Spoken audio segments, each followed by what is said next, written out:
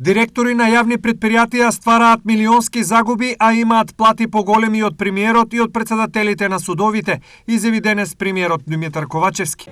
Има јавни претпријатија кои што креираат со години загуби, каде што директорите имаат поголема плата и од председателот на државата и од председателот на Уставен суд. И затоа предложив до министерот за информатичко општество и администрација, министерката за труд и социјална политика да направат тим и да се изработи закон за плати во јавниот сектор, каде што ќе се воведе конзистентност, ќе се знае која е највисоката плата и врз основа на кои критериуми ќе бидат регулирани нивоата на другите плати. Ова според Ковачевски не смее да продолжи и итно е потребен закон за плати. Треба да постои политичка волја да се направи таков закон.